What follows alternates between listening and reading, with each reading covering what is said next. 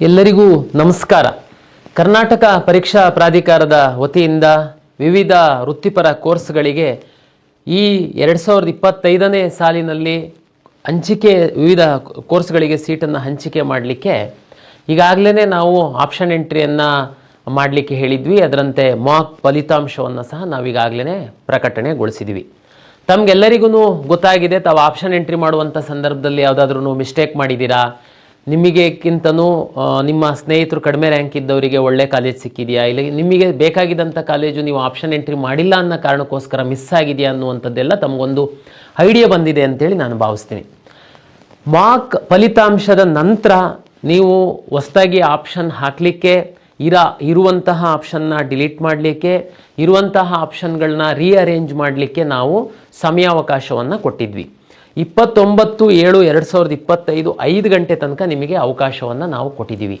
ದಯಮಾಡಿ ಈ ಒಂದು ಸಮಯವನ್ನು ತಾವು ಸದುಪಯೋಗ ಪಡಿಸ್ಕೊಳ್ಳಿ ಅಂತೇಳಿ ನಾನು ವಿನಂತಿಯನ್ನು ಮಾಡಿಕೊಳ್ತಾ, ಮಾರ್ಕ್ ರಿಸಲ್ಟೇ ಅಂತಿಮನ, ಮಾರ್ಕ್ ರಿಸಲ್ಟಲ್ಲಿ ಬಂದಿರುವಂತಹ ಕಟ್ ಆಫೇನೆ ನಿಲ್ಲುತ್ತಾ, ಅಲ್ಲಿ ಸಿಕ್ಕಿರುವಂತಹ ಸೀಟೇ ನಮಗೆ ಖಾತ್ರಿ ಆಗುತ್ತಾ, ಮತ್ತು ಈ ಬಾರಿ ಮಾರ್ಕ್ ರಿಸಲ್ಟನ್ನು ತುಂಬ ಕಡಿಮೆಗೆ ನಿಲ್ಲಿಸಿದ್ದಾರೆ, ಜಾಸ್ತಿಗೆ ನಿಲ್ಲಿಸಿದ್ದಾರೆ ಅನ್ನುವಂಥದ್ದೆಲ್ಲ ತಮ್ಮಲ್ಲಿ ಒಂದಷ್ಟು ಚರ್ಚೆಗಳಾಗ್ತಾ ಇರುತ್ತೆ. ನಾನು ಎಲ್ಲ ವಿದ್ಯಾರ್ಥಿಗಳು ಹಾಗೂ ಪೋಷಕರಲ್ಲಿ ಏನು ವಿನಂತಿ ಮಾಡುವಂಥದ್ದು ಅಂತಂದರೆ, ಮಾರ್ಕ್ ರಿಸಲ್ಟಲ್ಲಿ ನಾವ್ಯಾವುದೂ ಕಟ್ ಆಫನ್ನು ನಿಲ್ಲಿಸುವಂಥದ್ದಿರಲ್ಲ. ಸೀಟು ಮತ್ತು ಎಷ್ಟು ವಿದ್ಯಾರ್ಥಿಗಳು ಆಪ್ಷನ್ ಎಂಟ್ರಿ ಮಾಡಿರ್ತೀರ ಅದರ ಆಧಾರದ ಮೇಲೆ ತನ್ನಿಂದ ತಾನೇ ನಿಲ್ಲುವಂಥದ್ದು. ಉದಾಹರಣೆಗೆ 10 ಸೀಟ್ಗಳಿದ್ದು 20 ವಿದ್ಯಾರ್ಥಿಗಳು ಆಪ್ಷನ್ ಎಂಟ್ರಿ ಮಾಡಿದರೆ ಟಾಪ್ 10 ವಿದ್ಯಾರ್ಥಿಗಳದ್ದು ಏನು ರ್ಯಾಂಕ್ ಇರುತ್ತೆ ಅಲ್ಲಿಗೆ ನಿಲ್ಲುವಂಥದ್ದು ಒಂದು ಮಾರ್ಕ್ ಕಟ್ ಆಫ್. ಈ ಕಟ್ ಆಫೇನೆ ಅಂತಿಮನ? ಇಲ್ಲ, ಖಂಡಿತ ಇಲ್ಲ. ಯಾಕೆ ಅಂತಂದರೆ ತಮಗೆಲ್ಲ ಗೊತ್ತಿದೆ, ಮಾರ್ಕ್ ಆದ ನಂತರ ಸಹ ತಾವು ಆಪ್ಷನನ್ನು ಡಿಲೀಟ್ ಮಾಡುವಂಥದ್ದು, ರೀಅರೇಂಜ್ ಮಾಡುವಂಥದ್ದಕ್ಕೆಲ್ಲ ನಾವು ಅವಕಾಶವನ್ನು ಕೊಟ್ಟಿದ್ದೀವಿ. ಸಾಕಷ್ಟು ತಾವು ಅದ್ರ ಮೇಲೆ ಒಂದು ರಿಸರ್ಚನ್ನು ಮಾಡಿ ತಾವು ಬದಲಾವಣೆಗಳನ್ನ ಮಾಡ್ಕೊಳ್ತೀರಾ. ಹಾಗಾಗಿ ಇದು ಅಂತಿಮ ಅಲ್ಲ, ವ್ಯತ್ಯಾಸ ಆಗುತ್ತೆ. ಆದರೆ ನಿಮಗೆ ಒಂದು ಫೇರ್ ಐಡಿಯಾ ಬರುತ್ತೆ, ನಮ್ಮ ಸ್ಥಾನ ಎಲ್ಲಿದೆ, ನಮಗೆ ಎಲ್ಲಿ ಸಿಕ್ಬೋದು ಅನ್ನುವಂಥದ್ದು ತಮಗೆ ಗೊತ್ತಾಗುತ್ತೆ. ಯಾಕೆ ಅಂತಂದರೆ ನಾವು ರಿಸರ್ವೇಷನ್ನು ಇದೆಲ್ಲದನ್ನು ಆಧರಿಸಿನೇ ನಾವು ಅಲಾಟ್ ಮಾಡಿರುವಂಥದ್ರಿಂದ ತಮಗೆ ಒಂದು ಓವರಾಲ್ ಐಡಿಯಾ ಬರುತ್ತೆ ನಮಗೆ ಎಲ್ಲಿ ನಿಲ್ಬೋದು ಅಂತೇಳಿ. MCC ಅವರು ಡೇಟನ್ನು ಎಕ್ಸ್ಟೆಂಡ್ ಮಾಡಿದ್ದಾರೆ, KE ಅವರು ಡೇಟನ್ನು ಎಕ್ಸ್ಟೆಂಡ್ ಮಾಡ್ತಾರಾ? ಏಕೆ ಅಂತಂದರೆ MCC ಅವ್ರ ಟೈಮ್ ಟೇಬಲ್ನ ಫಾಲೋ ಮಾಡಬೇಕು. ಇದು ಎಲ್ಲ ಒಂದಷ್ಟು ಪೋಷಕರಲ್ಲಿ ಗೊಂದಲ ಇರುತ್ತೆ. 29/7/2025 5 ಗಂಟೆ ತನಕ ನಾವು ಮಾರ್ಕ್ ರಿಸಲ್ಟ್ ಆ ನಂತರ ನಿಮಗೆ ಆಪ್ಷನ್ ಎಂಟ್ರಿ ಮಾಡಲಿಕ್ಕೆ ಅವಕಾಶ ಕೊಟ್ಟಿದ್ದೀವಿ.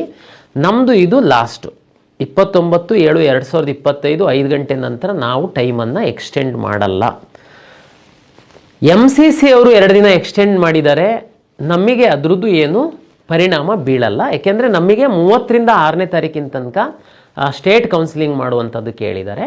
ಅವರು 2 ದಿನ ರಿಸಲ್ಟು ಲೇಟಾಗಿ ಮಾಡ್ತಾರೆ, ನಾವು 2 ದಿನ ರಿಸಲ್ಟು ಬೇಗ ಮಾಡ್ತಾರೆ. ಫಸ್ಟ್ ರೌಂಡು ಸೆಕೆಂಡ್ ರೌಂಡಲ್ಲಿ ಏನೂ ವ್ಯತ್ಯಾಸ ಆಗಲ್ಲ, ದಯಮಾಡಿ ಅರ್ಥ ಮಾಡ್ಕೊಳ್ಳಿ. ಕೆಲವರು ಹೇಳ್ತಾರೆ ಇಲ್ಲ MCC ಅವರು ಫಸ್ಟು ಅಲಾಟ್ ಮಾಡಿಬಿಟ್ರೆ ವಿದ್ಯಾರ್ಥಿಗಳೆಲ್ಲ ಅಲ್ಲಿ ಹೋಗ್ಬಿಡ್ತಾರೆ. ಹಂಗಿರಲ್ಲ. ಯಾಕೆಂತಂದರೆ MCC ಅವರು ರಿಸಲ್ಟನ್ನು ಫಸ್ಟು ಅನೌನ್ಸ್ ಮಾಡಿದರೂ ಸಹ 1-2 ದಿನದಲ್ಲಿ ನಾವು ಸಹ ರಿಸಲ್ಟನ್ನು ಅನೌನ್ಸ್ ಮಾಡ್ತೀವಿ. ಹಾಗಾಗಿ ಅಲ್ಲಿ ರಿಸಲ್ಟ್ ಅನೌನ್ಸ್ ಆಗ್ತಿದ್ದಂಗೆ ನಮ್ಮಿಂದ ಯಾರೂ ವಿದ್ಯಾರ್ಥಿಗಳು ಎಕ್ಸಿಟ್ ಆಗಲ್ಲ. ನಮ್ಮಲ್ಲಿ ಏನು ಅಲಾಟ್ ಮಾಡ್ತಾರೆ ಅಂತ ನೋಡಿ ಪೇರೆಂಟ್ಸು ಡಿಸೈಡ್ ಮಾಡುವಂಥದ್ದಕ್ಕೆ ಅವಕಾಶ ಇರುತ್ತೆ. ಇದು 2ನೇ ರೌಂಡಿನ ನಂತರ ವೀಡೌಟ್ ಮಾಡುವಂಥದ್ದು, ಅಂದರೆ ಯಾರು MCCನಲ್ಲಿ ಸೀಟ್ ತಗೊಂಡು ಅಡ್ಮಿಷನ್ ಆಗ್ತಾರೆ ನಮ್ಮಲ್ಲಿ ಅವ್ರನ್ನ ಕೌನ್ಸಿಲಿಂಗಿಂದ ಬ್ಯಾನ್ ಮಾಡುವಂಥ ಪ್ರಕ್ರಿಯೆಯಲ್ಲೇ 2ನೇ ಸುತ್ತಿನ ನಂತರ ನಡೆಯುತ್ತೆ. ಹಾಗಾಗಿ ಮೊದಲ ಸುತ್ತಿನಲ್ಲಿ MCCನಲ್ಲೂ ಭಾಗವಹಿಸಿ ಮಕ್ಕಳು ಅಲಾಟ್ ಆಗುತ್ತೆ ಸೀಟು, ನಮ್ಮಲ್ಲೂ ಭಾಗವಹಿಸಿರ್ತೀರ ಅಲಾಟ್ ಆಗುತ್ತೆ. ತಾವು ಡಿಸೈಡ್ ಮಾಡ್ತೀರಾ ಎಲ್ಲಿ ಹೋಗಬೇಕು, ಯಾವ್ದು ಸೂಕ್ತ ಅಂತೇಳಿ. ಅದನ್ನು ಉದಾಹರಣೆಗೆ ನೀವು MCCಗೆ ಹೋಯ್ತು ಅಂತಂದರೆ ನಮ್ಮಲ್ಲಿ ಬಿಡುವಂಥ ಸೀಟನ್ನು ನಾವು ಸೆಕೆಂಡ್ ರೌಂಡಿಗೆ ನಾವು ಹಾಕ್ಕೊಳ್ತೀವಿ. ಒಂದು ವೇಳೆ ನಮ್ಮಲ್ಲಿ ಹೋದ್ರಿ ಅಂತಂದರೆ ಅದು MCC ಅವರು ಆ ಸೀಟನ್ನು ನೆಕ್ಸ್ಟ್ ರೌಂಡಿಗೆ ಅವರು ಹಾಕಿಕೊಳ್ತಾರೆ. ಹಾಗಾಗಿ ಮೊದಲ ರೌಂಡಲ್ಲಿ MCC ಅವರು 1-2 ದಿನ ಮೊದಲು, ನಾವು 1-2 ದಿನ ಮೊದಲು ರಿಸಲ್ಟು ಅನೌನ್ಸ್ ಮಾಡಿದರೆ ಏನೂ ಪ್ರಾಬ್ಲಮ್ ಆಗಲ್ಲ, ಅರ್ಥ ಮಾಡ್ಕೊಳ್ಳಿ. ಆಮೇಲೆ MCC ಅವರು ಮೆಡಿಕಲ್ ಮಾತ್ರ ಮಾಡ್ತಾರೆ, ಅವರು ಅಡ್ಮಿಷನ್ನಿಗೆ ಸ್ವಲ್ಪ ಸಮಯವನ್ನು ಕೊಡ್ತಾರೆ. ನಮ್ಮ ಅನಿವಾರ್ಯತೆ ಏನಿದೆ ಅಂತಂದರೆ ವಿವಿಧ ಕೋರ್ಸ್ಗಳಿಗೆ ಮಾಡೋದ್ರಿಂದ ನಾವು ಸಾಕಷ್ಟು ಸಮಯವನ್ನು ಕೊಡಬೇಕಾಗುತ್ತೆ. ಹಾಗಾಗಿ ನಮ್ಮ ಟೈಮ್ ಟೇಬಲ್ನ ನಾವು ಫಾಲೋ ಮಾಡ್ತೀವಿ. ಹಾಗಾಗಿ 29/7/2025 ಸಂಜೆ 5 ಗಂಟೆ ಒಳಗಡೆ ತಾವು ದಯಮಾಡಿ ಆಪ್ಷನ್ ಎಂಟ್ರಿ ಮಾಡಿಲ್ಲ ಅಂತಂದರೆ ಮಾಡಿ, ರಿಅರೇಂಜ್ ಮಾಡಿಲ್ಲ ಅಂತಂದರೆ ಮಾಡಿ. ನಿಮಗೆ ಇದು ಅಂತಿಮ ಅವಕಾಶ ಆಗಿದೆ.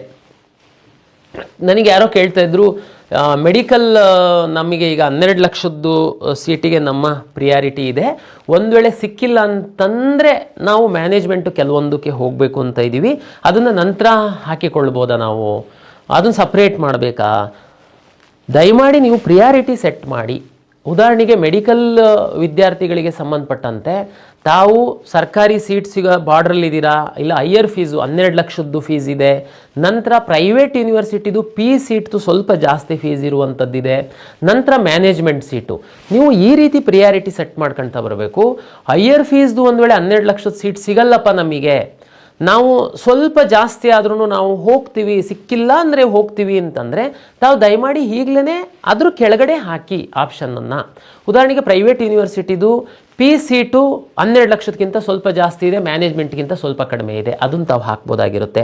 ಇಲ್ಲ ಅದೂ ಸಿಕ್ಕಿಲ್ಲ ಅಂದರೆ ನಾವು ಮ್ಯಾನೇಜ್ಮೆಂಟಿಗೆ ಹೋಗಬೇಕು ಅಂತಿದ್ದೀವಿ, ನಂತರ ಡಿಸೈಡ್ ಮಾಡ್ತೀವಿ.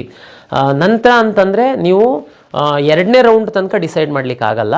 ಅದಕ್ಕೆ ನಾನು ಹೇಳುವಂಥದ್ದು, ನೀವು ಮ್ಯಾನೇಜ್ಮೆಂಟ್ ಸೀಟನ್ನು ಅನಿವಾರ್ಯ ಅಂದರೆ ನಾವು ಕಳಿಸ್ಬೇಕು ಅಂತಿದ್ರೆ ದಯಮಾಡಿ 12 ಲಕ್ಷ ಹೈಯರ್ ಫೀಸು ನಂತರ ಪ್ರೈವೇಟ್ ಯೂನಿವರ್ಸಿಟಿದು ಸೀಟ್ ನಂತರ ಅನಿವಾರ್ಯ ಬಂದರೆ ನಾವು ಕಳಿಸ್ತೀವಿ ಅಂದರೆ ಮ್ಯಾನೇಜ್ಮೆಂಟು ಸೀಟ್ಗಳಿಗೆ ಸಹ ಈಗಲೇ ಆಪ್ಷನ್ ಎಂಟ್ರಿ ಮಾಡಿ, ಪ್ರಿಯಾರಿಟಿ ಸೆಟ್ ಮಾಡಿ. First, second, third. ಅದು ಸಿಕ್ಕಿಲ್ಲ ಅಂದರೆ ಇದು ಸಿಕ್ಕಿಲ್ಲ ಅಂತಂದರೆ ಇದು, ನಾವು ಅಲಾಟ್ ಮಾಡುವಂಥ ಸಂದರ್ಭದಲ್ಲಿ ಸಹ ಅದೇ ರೀತಿ ಅನುಸರಿಸ್ತೀವಿ. ಇನ್ನೊಂದಷ್ಟು ಪೇರೆಂಟ್ಸ್ದು ನಾವು ಥರ್ಡ್ ರೌಂಡಲ್ಲಿ ಫ್ರೆಶ್ ಆಪ್ಷನ್, ನೀವು ಫಸ್ಟ್ ರೌಂಡಲ್ಲಿ ನೀವು ಏನು ಇವತ್ತು 29 ಹೊತ್ತಿಗೆ ಆಪ್ಷನ್ ಎಂಟ್ರಿ ಮಾಡ್ತೀರಾ, ನೀವು ಮಧ್ಯದಲ್ಲಿ ಆಪ್ಷನ್ ಎಂಟ್ರಿ ಮಾಡೋದಕ್ಕೆ ಬಿಡಲ್ಲ ಅಂತ ಹೇಳ್ತಾ ಇದ್ದೀರಾ. ಒಂದ್ಸರಿ ರಿಯಲ್ ಅಲಾಟ್ಮೆಂಟ್ ಆದ ನಂತರ ನೀವು ಡಿಲೀಟ್ ಮಾಡ್ಬೋದು, ರಿಅರೇಂಜ್ ಮಾಡ್ಬೋದು, ಬಟ್ ಹೊರಗಿಂದ ಆಪ್ಷನ್ ತಂದು ಹಾಕುವಂಥದ್ದಕ್ಕೆ ಅವಕಾಶ ಇಲ್ಲ ಅಂತ ಹೇಳ್ತಾ ಇದ್ದೀರಾ. ಓಕೆ, ಸೆಕೆಂಡ್ ರೌಂಡ್ ಆದ ನಂತರ ಥರ್ಡ್ ರೌಂಡು ಮೆಡಿಕಲಲ್ಲಿ ಮಾಪಪ್ ರೌಂಡ್ ಅಂತೇಳಿ ಹೇಳ್ತೀವಿ, ಆ ರೌಂಡಿಗೆ ಬಿಡ್ತೀರಾ? ಎಸ್, ನಾವು ಥರ್ಡ್ ರೌಂಡಿಗೆ ಬಿಡ್ತೀವಿ. ಹಾಗಾಗಿ ಅದು ತಮಗೆ ಕ್ಲಾರಿಟಿ ಕೊಡ್ತೀನಿ. ಈಗ ನಾವು ಏನು ಹಾಕ್ತಾ ಇದ್ದೀವಿ, ಫಸ್ಟ್ ಆ್ಯಂಡ್ ಸೆಕೆಂಡ್ ರೌಂಡಿಗೆ ಹೊರಗಿಂದ ಆಪ್ಷನ್ಸನ್ನು ತಗೊಂಡು ಬಂದು ಹಾಕುವಂಥದ್ದಕ್ಕೆ ಅವಕಾಶ ಕೊಡಲ್ಲ. ಯಾರಿಗೆ ಒಂದು ವೇಳೆ ಸಿಕ್ಕಿಲ್ಲ ಸೀಟು, ಮೆಡಿಕಲ್ ಸೀಟ್ ಸಿಕ್ಕಿಲ್ಲ, ಅವರು ಅನಿವಾರ್ಯವಾಗಿ ಸೆಕೆಂಡ್ ರೌಂಡಲ್ಲಿ ಅಕಸ್ಮಾತ್ ಎಲ್ಲಾದ್ರೂ ಅಡ್ಮಿಟ್ ಆಗಿರ್ಬೋದು, ತಾವು ಡೆಂಟಲ್ಲು, ಆಯುಷ್ ಎಲ್ಲಾದ್ರೂ ಆಗಿರ್ಬೋದು, ಇಲ್ಲ ಇಂಜಿನಿಯರಿಂಗ್ ಆಗಿರ್ಬೋದು, ನರ್ಸಿಂಗ್ ಆಗಿರ್ಬೋದು. ಥರ್ಡ್ ರೌಂಡಲ್ಲಿ ಮಾಪಪ್ ರೌಂಡಲ್ಲಿ ಸೀಟೇ ಸಿಕ್ಕಿಲ್ದಿರುವಂತಹ ವಿದ್ಯಾರ್ಥಿಗಳು ಭಾಗವಹಿಸುವಂಥದ್ದಕ್ಕೆ ಅವಕಾಶ ಕೊಡ್ತೀವಿ. ಮತ್ತು ಏನು ಆ ರೌಂಡಲ್ಲಿ ಅವೈಲೇಬಲ್ ಸೀಟ್ಸ್ ಇರುತ್ತೆ, ಆ ಸೀಟ್ಗಳಿಗೆ ನೀವು ಆಪ್ಷನ್ ಹಾಕುವಂಥದ್ದಕ್ಕೆ ಸಹ ನಾವು ಅವಕಾಶವನ್ನು ಕೊಡ್ತೀವಿ. ಆದರೆ 2ನೇ ರೌಂಡ್ ತನಕ ಕೊಡಲ್ಲ. ಮೆಡಿಕಲ್ ವಿದ್ಯಾರ್ಥಿಗಳಿಗೆ ತಮಗೆ ವಿಶೇಷವಾಗಿ ತಾವು ಜಾಗೃತಿಯಿಂದ ಇದು ಹಾಕಬೇಕಾಗುತ್ತೆ. ಯಾಕೆಂತಂದರೆ ಫಸ್ಟ್ ರೌಂಡಲ್ಲಿ ನೀವು ಆಪ್ಷನ್ ಎಂಟ್ರಿ ಮಾಡಿ ಏನು ಸೀಟ್ ಅಲಾಟ್ ಆಗುತ್ತೆ, ನೀವು ಅದನ್ನು ಸೆಕೆಂಡ್ ರೌಂಡಿಗೆ ಹೋಗ್ಬೋದು. ಬಟ್ ತುಂಬ ಜವಾಬ್ದಾರಿಯಿಂದ ನೀವು ಹಾಕಿ, ಮ್ಯಾನೇಜ್ಮೆಂಟ್ ಸೀಟು ನಿಮಗೆ ಫೈನಾನ್ಷಿಯಲಿ ಶಕ್ತಿ ಇತ್ತು, ನೀವು ಡಿಸೈಡ್ ಮಾಡಿದ್ದೀರಾ ಅಂತಂದರೆ ಹಾಕುವಂಥದ್ದು. ಸುಮ್ಮನೆ ಹಾಕಿಡೋಣ ನಂತರ ನೋಡೋಣ ಅದು ಎಲ್ಲ ಮಾಡೋಕ್ಕೆ ಹೋಗಬೇಡಿ. ಸ್ವಲ್ಪ ಕಾಳಜಿಯಿಂದ ನೀವು ಅದನ್ನು ಮಾಡಿ. ಎನಿವೆ ನಿಮಗೆ ಚಾಯ್ಸ್ 1, 2, 3, 4 ಅಂತೇಳಿ ನಾವು ಕೊಡ್ತೀವಿ. ಅಂದರೆ ನೀವು ಎಕ್ಸಿಟ್ ಆಗುವಂತಹ ಅವಕಾಶಗಳನ್ನ ಸಹ ನಾವು ಕೊಡ್ತೀವಿ. ಅದನ್ನು ನಂತರದ ದಿನಗಳಲ್ಲಿ ನಾವು ವಿವರಣೆಯನ್ನು ಕೊಡ್ತೀವಿ. ಸದ್ಯಕ್ಕೆ ನಿಮಗೆ ಇಷ್ಟು ವಿಷಯ ಅಂತಿಮ ನೀವು ಆಪ್ಷನ್ ಎಂಟ್ರಿ ಮಾಡೋದ್ರಿಂದ ಕೆಲವು ಮಾಹಿತಿ ನನಗೆ ಫ್ರೀಕ್ವೆಂಟ್ಲಿ ಕೇಳ್ತಿದ್ದರಿಂದ ಆ ಪೋಷಕರಿಗೆ ತಿಳಿಸ್ಬೇಕು ಅಂದಿದ್ದಕ್ಕೆ ತಮ್ಮ ಮುಂದೆ ಬಂದು ಈ ವಿಷಯವನ್ನು ತಿಳಿಸ್ತಾ ಇದ್ದೀನಿ. ಕೆಲವರು ಈ ಆಯುರ್ವೇದಕ್ಕೆ ಸಂಬಂಧಪಟ್ಟಂಥ ಸೀಟ್ ಮ್ಯಾಟ್ರಿಕ್ಸೇ ಬಂದಿಲ್ಲ, ಆಪ್ಷನ್ ಎಂಟ್ರಿನೇ ಬಿಟ್ಟಿಲ್ಲ ಇನ್ನೂ, ನೀವು ಹೇಗೆ ಮಾಡ್ತೀರಾ ಕಂಬೈನ್ಡ್ ಕೌನ್ಸಿಲಿಂಗು? ನೋಡಿ, ನಮ್ಮ ಶಕ್ತಿ ಮೀರಿ ನಾವು ಪ್ರಯತ್ನ ಮಾಡಿದ್ದೀವಿ ಸಂಬಂಧಪಟ್ಟ ಇಲಾಖೆಗೆ. ಅವರಿಗೆ ಇನ್ನೂ ಕೆಲವೊಂದು ಅನುಮತಿನೇ ಸಿಕ್ಕಿಲ್ದಿರೋದ್ರಿಂದ ನಮಗೆ ಆಪ್ಷನ್ ಎಂಟ್ರಿ ಮಾಡಲಿಕ್ಕೆ ಸೀಟ್ ಮ್ಯಾಟ್ರಿಕ್ಸ್ ಕೊಟ್ಟಿಲ್ಲ. ಅವರ ಒಂದು ಇಲಾಖೆಗೋಸ್ಕರ ನಾನು ಇತರೆ 8-9 ಇಲಾಖೆಗಳನ್ನು ನಾನು ಹೋಲ್ಡ್ ಮಾಡಿ ಇಡ್ಲಿಕ್ಕೆ ಆಗಲ್ಲ ಅಂತೇಳಿ ನಾನು ಆಯುರ್ವೇದ ಸೀಟ್ ಮ್ಯಾಟ್ರಿಕ್ಸ್ನ ಕೊಟ್ಟಿಲ್ದಿರೋದ್ರಿಂದ ಅದನ್ನು ಆಪ್ಷನ್ ಎಂಟ್ರಿ ಬಿಟ್ಟು ಉಳಿದಂಥದ್ದನ್ನು ನಾನು ಸೀಟ್ ಅಲಾಟ್ಮೆಂಟ್ ಮಾಡುವಂಥದ್ದು ಸೆಕೆಂಡ್ ರೌಂಡಲ್ಲಿ ನಾವು ಅದನ್ನು ಆಪ್ಷನ್ ಎಂಟ್ರಿ ಮಾಡುವಂಥದ್ದಕ್ಕೆ ಅವಕಾಶ ಮಾಡಿಕೊಡ್ತೀವಿ. ನಮಗಿದು ಅನಿವಾರ್ಯ ಆಗಿದೆ ಎನ್ನುವಂಥದ್ದನ್ನು ಯಾರು ಆಯುರ್ವೇದಕ್ಕೆ ಆಸ್ಪಿರೆಂಟ್ಸ್ ಇದ್ದೀರಾ ತಮಗೆ ಹೇಳ್ತಾ, ತಾವು ತುಂಬ ಜವಾಬ್ದಾರಿಯಿಂದ ಆಪ್ಷನ್ ಎಂಟ್ರಿ ಮಾಡಿ ತಮಗೆ ಒಳ್ಳೆ ರೀತಿ ಮಾಡಿದರೆ ನಿಮಗೆ ನಿಮ್ಮ ರ್ಯಾಂಕಿಗೆ ತಕ್ಕಂತಹ ಒಂದು ಸೀಟು ಸಿಗುವಂಥದ್ದಕ್ಕೆ ಅವಕಾಶ ಆಗುತ್ತೆ. ಆಮೇಲೆ ಕೆಲವು ಎಲ್ಲ ನಿಮಗೆ ಗೊತ್ತಿರ್ಬೋದು, ಕೆಲವು ಸೀಟ್ ಅಲಾಟ್ ಆಗಿಲ್ಲ. ಉದಾಹರಣೆಗೆ ನಮ್ಮ PH ಕೆಟಗರಿಗೆ ಸಂಬಂಧಪಟ್ಟಂತೆ ಇದ್ದಿರ್ಬೋದು. NRI ಮ್ಯಾನೇಜ್ಮೆಂಟು NRI ಫೀಸ್ ಒಂದೇ ಇದ್ರೂ NRI 15% ಇರೋದ್ರಿಂದ ಸಾಕಷ್ಟು ಸೀಟ್ ಅಲಾಟ್ ಆಗಿರಲ್ಲ. ಅದೆಲ್ಲದನ್ನು ಫಸ್ಟ್ ರೌಂಡಲ್ಲಿ ಕನ್ವರ್ಟ್ ಆಗಲ್ಲ. ಸೆಕೆಂಡ್ ರೌಂಡಲ್ಲಿ ಫಸ್ಟು ನಾವು ಅದನ್ನು ಆ ಕೆಟಗರಿ ಯಾವುದಿದೆ ಅವರಿಗೆ ನೋಡ್ತೀವಿ. ಅದು ಇಲ್ಲ ಅಂತಂದರೆ ನಂತರ ಕನ್ವರ್ಟ್ ಮಾಡಿ ಅದನ್ನು ಸೆಕೆಂಡ್ ರೌಂಡಲ್ಲೇ ಅಲಾಟ್ ಮಾಡುವಂತಹ ಪ್ರಕ್ರಿಯೆ ನಡೆಯುತ್ತೆ. ಇದು ತಮ್ಮ ಮಾಹಿತಿಗಾಗಿ ಹೇಳ್ತಾ ಎಲ್ಲರಿಗೂ ಒಳ್ಳೆಯದಾಗಲಿ, ಒಳ್ಳೆ ರೀತಿ ಆಪ್ಷನ್ ಎಂಟ್ರಿ ಮಾಡಿ ಒಳ್ಳೆ ಸೀಟನ್ನು ಪಡೆಯಿರಿ ಅಂತೇಳಿ ಶುಭವನ್ನು ಕೋರ್ತಾ ಎಲ್ಲ ವಿದ್ಯಾರ್ಥಿಗಳಿಗೆ ಹಾಗೂ ಪೋಷಕರಿಗೆ ಪ್ರಾಧಿಕಾರದ ವತಿಯಿಂದ ಮತ್ತೊಮ್ಮೆ ನಮಸ್ಕಾರಗಳು.